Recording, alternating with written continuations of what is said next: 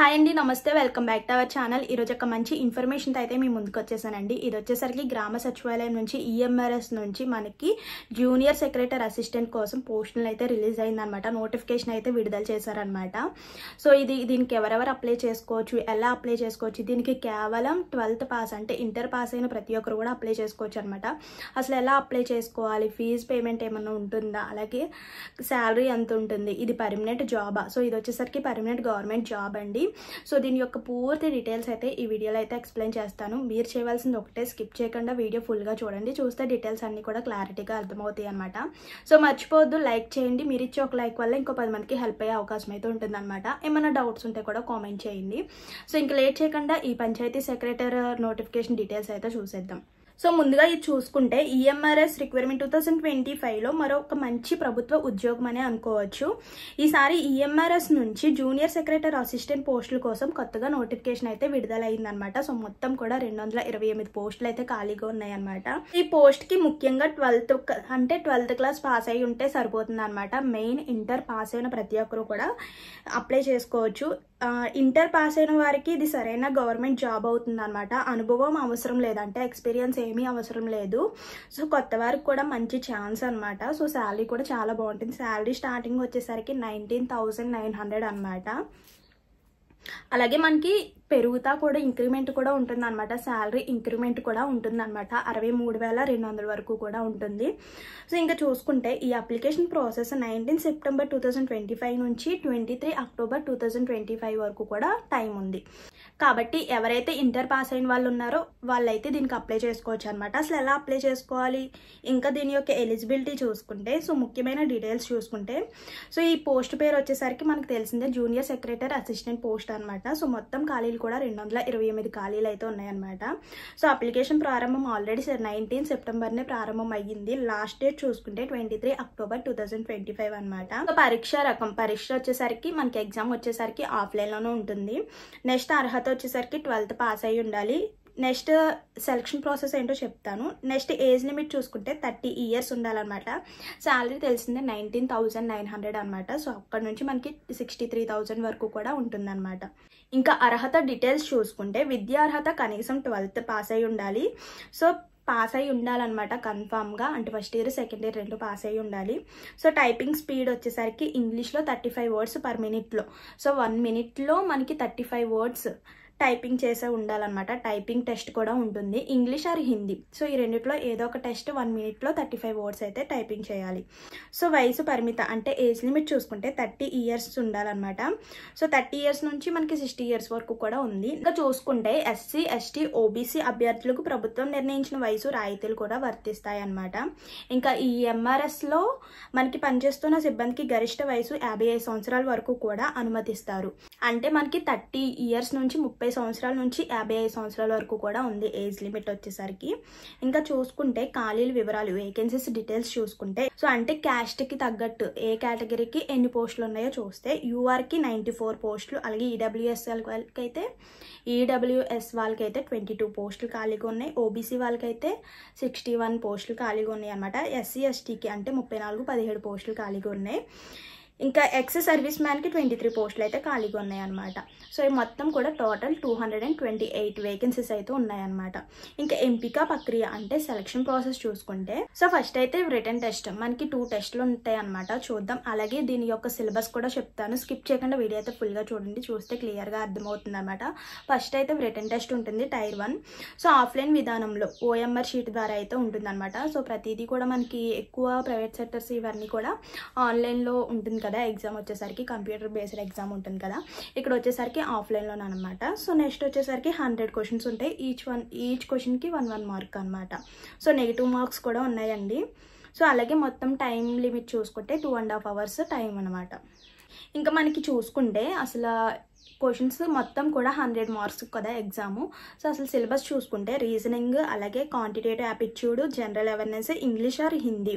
So ఇవన్నీ కూడా ముందు రీజనింగ్ వచ్చేసరికి 20 మార్క్స్ ఉంటుంది అనమాట. అలాగే క్వాంటిటేటివ్ యాప్టిట్యూడ్కి 20 మార్క్స్, జనరల్ అవేర్నెస్కి 30 మార్క్స్, ఇంగ్లీష్ అండ్ హిందీకి టోటల్ 30 మార్క్స్. సో మొత్తం అన్ని కలుపుకుంటే 100 మార్క్స్కి ఉంటుంది అనమాట. అంటే ఈచ్ క్వశ్చన్కి 1 మార్క్. మొత్తం కూడా 4 రౌండ్స్ ఉంటాయి. So next typing test second one చూసుకుంటే రిటన్ టెస్ట్ క్వాలిఫై అయిన వాళ్ళకు ఈ పరీక్ష ఉంటుంది. అంటే ముందు ఫస్ట్ టెస్ట్లో పాస్ అవుతే రిటన్ టెస్ట్ పాస్ అయి ఉంటే సెకండ్ ఇది ఉంటుంది. రిటన్ టెస్ట్ క్వాలిఫై అయిన వాళ్ళకి ఈ పరీక్ష ఉంటుంది. కంప్యూటర్ మీద 35 వర్డ్స్ సో ఇంగ్లీష్లో టైప్ చేయాలి, అలాగే హిందీలో కూడా టైప్ చేయాలి. ఇది జస్ట్ క్వాలిఫై అవడానికి టెస్ట్ మాత్రమే అనమాట. ఇంకా థర్డ్ వన్ చూసుకుంటే ఇంకా ఫస్ట్ టెస్ట్ వచ్చేసరికి మనకి ఎగ్జామ్ బేస్డ్ టెస్ట్ ఉంటుంది, సెకండ్ వచ్చేసరికి కంప్యూటర్ మీద ఉంటుంది. థర్డ్ వన్ చూసుకుంటే ఇది కూడా కంప్యూటర్ టెస్ట్, అంటే MS Word, Excel, PowerPoint వంటి వీటి మీద టెస్ట్ ఉంటుంది అనమాట. ఇది కూడా జస్ట్ క్వాలిఫై చెకింగ్ కోసం అంతే. సో ఫైనల్గా మెరిట్ లిస్ట్ మాత్రం రిటన్ టెస్ట్ మార్కులపై ఆధారంగా ఉంటుంది. సో ఇదంతా కంప్యూటర్ టెస్ట్ అన్నది జస్ట్ క్వాలిఫై అవుతారా లేదా జస్ట్ టెస్ట్ చేస్తారా అంతే. మెయిన్ మాత్రం మనకి రిటన్ టెస్ట్ 100 మార్క్స్కి ఎన్ని వచ్చినాయో దానిపై ఆధారపడి ఉంటుంది. ఎగ్జామ్ ప్యాటర్న్ చూసుకుంటే మొత్తం కూడా 100 మార్క్స్కి అయితే జరుగుతుంది. అలాగే నెగిటివ్ మార్క్స్ కూడా ఉంటుంది అనమాట. 1 క్వశ్చన్ రాంగ్ అనుకోండి ఒకవేళ, సో దానికి 0.25 మార్క్స్ అయితే తగ్గించేస్తారనమాట. సో సమయం వచ్చేసరికి టైం వచ్చేసరికి 2.5 hours టైము. నెక్స్ట్ సిలబస్ వివరాలు చూసుకుంటే రీజనింగ్లో మనకి కొన్ని టాపిక్స్ ఉంటాయి కదండి. చూస్తే రీజనింగ్లో analytic reasoning, series, blood relation, directions, coding and decoding, puzzles, so ఇలా ఉంటుందన్నమాట. Next quantitative aptitude, simplifications, average, time and work, percentage, ratio ఇలాంటివన్నీ కూడా ఉంటాయి అన్నమాట. అండ్ సింపుల్ కాంపౌండ్ ఇలాంటివి కూడా ఉంటాయండి. ఇంకా లాంగ్వేజెస్ చూసుకుంటే గ్రామర్, వొకాబులరీ ఇవన్నీ కూడా ఉంటాయి. సెంటెన్స్ కరెక్షన్స్ ఇవన్నీ కూడా ఉంటాయి అన్నమాట. సో నెక్స్ట్ శాలరీ డీటెయిల్స్ చూసుకుంటే మనకి స్టార్టింగ్ వచ్చేసరికి 19,900 శాలరీ అనమాట. నేను చెప్పాను ఇంకా ఇంక్రిమెంట్ కూడా ఉంటుంది. 63,200 వరకు కూడా పెరుగుదల అన్నది ఉంటుంది, పెరుగుతుంది కూడా శాలరీ అయితే. ఇంకా అదనంగా డిఏ, హెచ్ఆర్ఏ, ట్రావెల్ అలవెన్స్ వంటి సౌకర్యాలు కూడా లభిస్తాయి అనమాట. ఇంక ఇది వచ్చేసరికి గవర్నమెంట్ జాబ్ అనమాట. సో సెంట్రల్ గవర్నమెంట్ జాబ్ అనమాట. ఇంకా అప్లికేషన్ ఫామ్ అంటే అసలు ఎలా అప్లై చేసుకోవాలి, హౌ టు అప్లై, సో ఇది ఎలా అప్లై చేసుకోవాలి స్టెప్ బై స్టెప్ అయితే చూద్దాం. ఫస్ట్ అఫీషియల్ వెబ్సైట్ లింక్లోకి అయితే వెళ్ళాలన్నమాట. సో అఫీషియల్ లింక్ అని కామెంట్ చేయండి ఎవరికైనా ఇంట్రెస్ట్ ఉంటే. సో లింక్ అని కామెంట్ చేస్తే వెంటనే కూడా మీకు సెండ్ చేస్తాను. సో అధికారిక వెబ్సైట్ లింక్లోకి వెళ్ళాలన్నమాట. ఫస్ట్ అయితే apply online of EMRS JSA requirement 2025 అనే లింక్పై క్లిక్ చేయండి. సో మీ పర్సనల్ మరియు ఎడ్యుకేషన్ వివరాలని సరిగ్గా నమోదు చేయండి. అంటే మీ పర్సనల్ డీటెయిల్స్, అలాగే అక్కడ అడిగిన కావాల్సిన డాక్యుమెంట్స్ అన్నిటిని, సర్టిఫికేట్స్ అన్నిటిని కూడా అప్లోడ్ చేయాలి. సో అవసరమైన అంటే మీ సిగ్నేచర్, అలాగే మీ పాస్పోర్ట్ సైజ్ ఫోటో రెండింటిని కూడా స్కాన్ చేసి అయితే అప్లోడ్ చేయాలన్నమాట. ఒకసారి సబ్మిట్ క్లిక్ చేసే ముందు ఫస్ట్ నుంచి మీ పర్సనల్ డీటెయిల్స్, అలాగే సర్టిఫికేట్స్ అన్ని డాక్యుమెంట్స్ అన్ని కరెక్ట్గా ఇచ్చారో లేదా చెక్ చేసుకుని సబ్మిట్ చేసి ఒక ప్రింట్అవుట్ తీసుకోండి. అలాగే ఫీజు, అప్లికేషన్ ఫీజు కూడా సో పేమెంట్ చేసేసి ఇంకా సబ్మిట్ కొట్టేస్తే మనకు ఒక ప్రింట్అవుట్ కూడా తీసుకోవచ్చు. ఇంకా ఎలా ప్రిపేర్ అవ్వాలి, సో ప్రిపరేషన్ మెథడ్ చూసుకుంటే సో మొదటగా సిలబస్ మరియు ఎగ్జామ్ ప్యాటర్న్ బాగా అర్థం చేసుకోవాలి. సో సిలబస్ చెప్పాను ఆల్రెడీ ఏమేమి ఉంటుంది, అందులో టాపిక్స్ ఏంటో కూడా చెప్తాను. సో పాత ప్రశ్నలు అంటే లాస్ట్ టైం మనకి ఇచ్చిన క్వశ్చన్స్ అండ్ ఆన్సర్స్ ఒకసారి చెక్ చేసుకోండి. టైమింగ్ మరియు స్పీడ్ పై ఎక్కువగా దృష్టి పెట్టండి. అంటే మనకి టైం లిమిట్ ఉంది కదా 2.5 hours, ఆ లోపలనే మనకి 100 క్వశ్చన్స్కి ఆన్సర్ ఇచ్చేయాలన్నమాట. అదొకటి మెయింటైన్ చేయండి. సో ప్రతిరోజు కూడా 2-3 గంటలు చదువుకోవడం కొంచెం అలవాటు చేయండి. జస్ట్ మనం ప్రాక్టీస్ అవుతే వెంటనే కూడా మనం 2.5 hours 100 క్వశ్చన్స్కి కూడా ఆన్సర్ చేయగలం.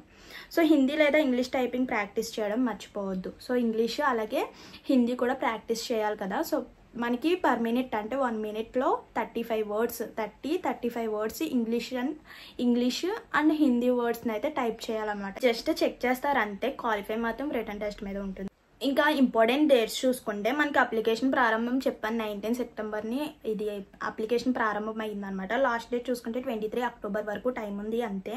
సో అడ్మిట్ కార్డు అలాగే రాత పరీక్ష ఇంకా ముందు అయితే తెలియజేస్తారనమాట. ప్రస్తుతానికి అప్లై చేసుకొని ఎగ్జామ్కి ప్రిపేర్ అయ్యి ఉండండి. నేను ఎగ్జామ్ డేట్ కూడా నేను ఇన్ఫామ్ చేస్తాను.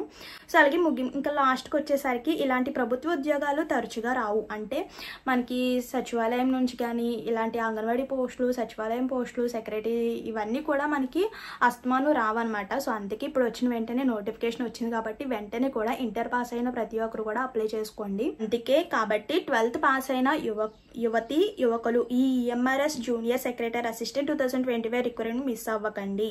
టైపింగ్ స్కిల్ ఉన్న వారికి ఇది పర్మనెంట్ గవర్నమెంట్ జాబ్, ఒక గోల్డెన్ ఛాన్స్ అని అనుకోవచ్చు. సో ఇప్పుడే మీ డాక్యుమెంట్స్ అన్నిటిని కూడా రెడీ చేసుకుని వెంటనే కూడా దీనికి అప్లై చేసుకోండి. అలాగే మీ కంప్యూటర్ స్కిల్ మీద, అలాగే మీ కంప్యూటర్ టైపింగ్ మీద అన్నిటి మీద దృష్టి పెట్టండి. అండ్ ఎగ్జామ్ కూడా ప్రిపేర్ అయ్యి ఉండండి.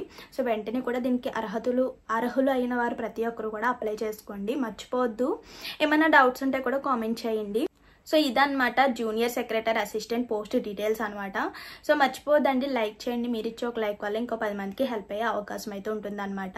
సో ఇదండి ఈరోజు ఇన్ఫర్మేషన్ అయితే. మరో కొత్త ఇన్ఫర్మేషన్తో, మరో మంచి ఇన్ఫర్మేషన్తో మళ్ళీ కలుద్దాం. మర్చిపోవద్దు, వెంటనే 12th పాస్ అయిన, ఇంటర్ పాస్ అయిన ప్రతి ఒక్కరు కూడా దీనికి అప్లై చేసుకోండి. మరో మంచి ఇన్ఫర్మేషన్తో మళ్ళీ కలుద్దాం. Please do like, share and subscribe. Thank you for watching. See you to next video. Bye.